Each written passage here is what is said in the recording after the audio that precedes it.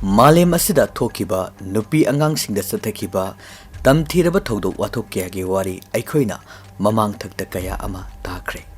Ngasisu basics update ta yamna thamoi soknangai oiraba chahi ahumga makhai subada ngairiba angang Nupimacha Amabu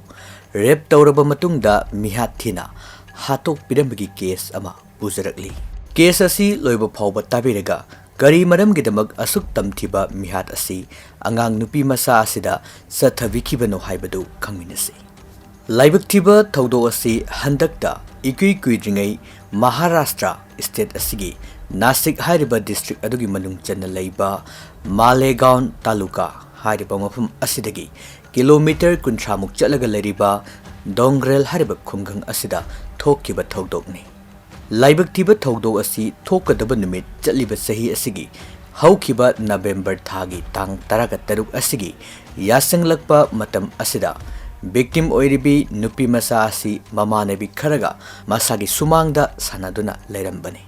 Matam aduda Nupimacha asigi imung manungi miyoising mama yauna imungda leirami aduga Nupimacha asigi apokpa mapadi photographer gi sinpham oibana matam aduda yumda leiramde. Mahuksagi mahuksa Nupimacha aduna mapanda mamanabi sing aduga sanaduna leiba aduda tamthiba thaudo asi thokani haibadi kananasu khalude. Asumna sumangda sanaduna leiringai Bijay Khainer hariba nupa asi laktuna mirak narak yenglaba matungda victim Nupimacha asida chocolate leibige lao haiduna mafam adudagi puduna chatkibani. Masigi matung sanaminaramba angangsingsu numit tarakpada mayumda hannaki adubu victim Nupimacha adudi yumda hanjalakide. Imung manungi miyoisingna Nupimacha asina leiramba yai haina khanba mafamsing amadi mamanabasingi yumda chattuna hanglubadasu laklammi hairakide. Pung ama hena thiraba phawbada Nupimacha asigi khongul liba phangkide. Asumna numidangi pung 8 tarakpa matam asida imung manungi maikidagi Malegaon police station da laktuna angang asi mangkhibagi report tawrami amasung Nupimacha asibu thibada mateng pangbinaba haiduna haijarami. Asumna police ki team amadi khungang aduda leiriba nupa nupi thoraktuna angang asina leramba yai haina khanba khungangi mafam sinba thungna aupa una longthoktuna thiba horaki. Maduda angang Nupimacha asibu chocolate pijagani haiduna pukhiba miyai adusu khulgi miyam lag aduda Nupimacha adubu thiba yauksinarami. Angang adugi yumdagi panglap laptana leiriba Tawar yungba chekna ikoi ba mafam aduda Bijay Khainer hairiba mihatpa asina kanamata changdringaidagi hongna mahangna anirak ahumlak campus aduda mathanta changlami aduga campus asigi manungda karimta leite thibagi mathau tadre haiduna angang adubu thiriba khulgi miyam aduda mahangna phongdoklami. Bijay Khainer gi normal ojadaba mawong aduda police singna chingnaba khara poklami. Amaromda police ki atopa team amana angang Nupimacha aduga sanaminekhiba angangsing aduga wari watai wahang pahong tawnarami. Maduda angangsing aduna nupa amana chocolate leibini haiduna pukhibani hairaki adubu nupa adudi masak khangbadi ngamlamde. Madudagi police sing aduna khulladugi singnaba yumsing amadi singnaba mafam khudimagda amuk hana thibagi thabak chatharami. Maduda tawar leiriba campus aduda Sanglubada khara songba narak mongsongoi tawba mafam amada angang Nupimacha adu yamna phibam kaina masak phawba khangdaba makhai makok adusu tamthina sugaiduna thawai yaugdraba haksang oina thengnakhi. Police na khudakta forensic science ki team da paw pikhi forensic science ki team su mafam aduda laktuna angang asigi misi asigi matangda ningthijana yengsilami masigi matungda angang adugi thawai yaugdraba haksang adu postmortem tawnanabagi damak pukhi. Angang asina siramliba mafam asi angang asigi yumdagi meter chani mukki arapa oigani. Punsigi awa nungai karisu khangjadriba sutnatagi sahi ahum makhai mukta ngairiba angang Nupimacha asida asuk tamthina mihathina otpi naibiraba matungda haamliba asi kanana kari maramgidamak haamlibano haibasi khangba ngamlamde. Amaromdana angang asina siduna leramliba campus asida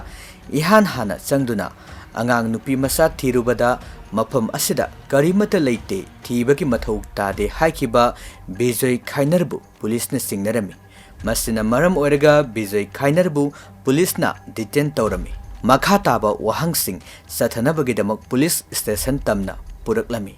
asumna Bijoy Khainar police station tamna purakpagi lambida angang Nupimacha asibu hatpagi maral masagi maral masana yazaki angang asibu mahakna miyoibagi minungsi machet amata yauduna rep tawduna hatlaba matungda angang asibu masak khangdanabani haiduna mafam aduda leramba nung amana mu angang asigi mamaida thomduna hatkhibani haiduna police ta phongdoki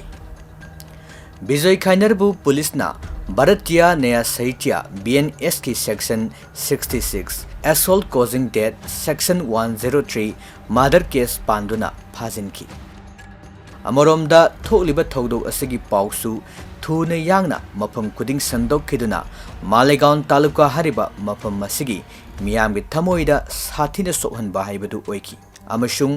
misi asigi justice phangangadabani haiduna miyamgi oiba khongjangsing sangsinnaba haurakhi Malegaon police ki team na November ki tang taraga tareta Bijoy Khainarbu Malegaon district session court ta puthoklami madugi matung November kun phawba police custody rimal lauki Bijoy Khainar asi masagi chahi kunga mari sure mahak asisu victim Nupimacha asigi khungang oiriba Dongren village asidagini mahak asi nomagi surga hingba miyoini matam kharagi mamangda victim gi mapa asiga mihatpa Bijoy Khainarga karigumba hiram amada khatna chainabagi thodok thokiba lei madugi laman kumbo oina mahakna mihat asi angang asida sathakibani haiduna police na wahang pahung tawba matamdagi khangba ngamki police na satharakpa investigation da yamna thamoi sokningai oiribasi sahi ahum makhai khakta Suriba angang Nupimacha asibu hanjin hanjin mahakna rape tawbiki amasung tamthina otpikiba asini postmortem gi report su angang Nupimacha asida hanjan hanjan rape tawbiraba matungda angang asigi makok asida nunggumba posak amana thomduna hatpani haibasi taseng lame thamoi soklaba thodok asina maram oiraga Malegaon da leriba khungang kun mangagi miyoi singna haunaruba naidana thoknaraktuna mihatpa adubu ahakpa serak pigadabani haiduna miyamna ban general strictness singba akanba khongjang kya leptana sangsinnaraki victim gi family amadi relative amadi laikai miyamna Malegaon gi general hospital da thomjillaktuna mihat asida senariba Bijoybu ahakpa serak pidriba phawba asiba haksang lauroi haiduna phongdok lamki mamai thangda police ki makok thongba officer sing loken gi mihit singalonana Maharashtra lenga ki minister ama yauna imung manungi miyoi sing pungkaya wari sanraba matungda case asi fast track court ta sinaduna special public prosecutor the case asi pahellagani haina thajaba pirakpadagi yanaduna thawai yaudraba haksang adu imung manungda khusinnaraki amasung aroiba mathau mangamsu Dongren village asida miyoi chakayagi mitludagi sintharakpa piranga lonana angang asigi aroiba mathau mangam pangthokki thokliba thodo asiga mari lenana imung manungi awabada Maharashtra lenga ki water resources ki minister Girish Mahajan amadi Maratha movement gi lusingba Manos yauna victim gi mayumda laktuna imung manungi awabada saruk yaki amasung thokliba tamthiraba thodok asida mihatpa sibu matik chaba cherak pinanabagidamak Maharashtra gi Sem Devendra amadi state government da taksil lagani haidana phongdokki State Women Commission gi chairperson Rupali Su Dogrel da victim gi mayumda laktuna imung manunga wari sanaki warisin phangdriba thodok asigi haujiksu mafam adugi miyamgi khongjang hanba leite police singnasu pamdaba thodok thoktanaba mikup nahom singna senari November ki tang kunga mathoida mihatpa Bijoybu Malegaon district ki session court ta numit marinigi matungda puthokpa numit aduda Malegaon gi tongan ba khungang sing adudagi haunaruba tawdana nongan dringaidagi hauna court ki mamang aduda miyam sing aduna thomjin naraki amasung court ki mamangda maral laiba mihatpa si miyam mamangda khudakta sibagi chairak pigedabani haiduna khongjang sangsilami khongjang loi singaduna khongup nungna singba kaya court asigi manungda khoi saunaraba miyamna langsilaki miyam adubu control taunanaba honabada police na lathi charge sathaki adubu miyam gi khongjang di hanba lairamde masina maram oiraga accused bijoi court masa puthokpada khudong chararoi haiduna video call da oina court appear tawraki additional judge KR Patinana bijoibu numit tareni amaga makhatada police custody gi remand lainanaba haiki masigi matung tarakpada amuk December gi tang ani phauba police custody de bijoi khainarbu lainanaba haiki laibak thiba thogdok thokhiba numit asidagi hauduna Malegaon hariba khungang asigi miyoi singna laikidrebi angang Nupimacha asigi justice phangnanaba miyamna tongan ba khongjang candle march lambi thingba hunger strike na singba khongjang kaya tongan ba mafam singda leppa leitana chatharami adubu matam asum yaithoktuna accused oreba miyoi asigi masaga chanaba cherak pidaba sina maram oiraga numit kuntranigi manungda bijoi miyam khangna sibagi cherak pigedabani haiduna sidribu phauba chara henbagi khongjang sangsinba hauraki police ki maiki degi chara henbagi khongjang adu lepnanaba hairami adubu khongjang loi singna chara henbagi khongjang di lepkide khongjang loi singna chara henba numit humni surakpa matamda haksangi pibam soksilakpa sing Malegaon General Hospital da pukhatki masigi matungda khudakta Maharashtra lengaki Education Minister Dada Bush laktuna khongjang sangsileba singa wari sanaki khongjang adu lepinaba mahangna miyamda haijarami loinana advocate Uswal Nikambu special public prosecutor oina hapa loinana case asi fast track court ta chathaduna maral leiba miyai adu athuba matamda sibagi charak piragani haina miyamda thajaba piki loinana lakadoriba Maharashtra gi assembly session asigi mamangda Dongren village ki khongjang changchiliba sing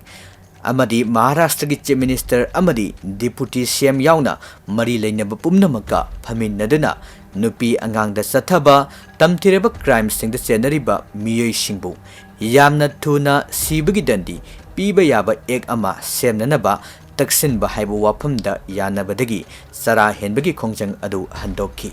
December gi tang ani ningthogaba numit video call gi khutangda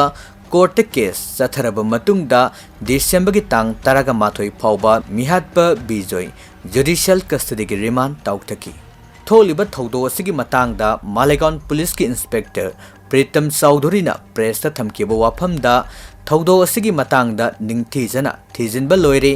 lakadoriba numit kharani asigi manungda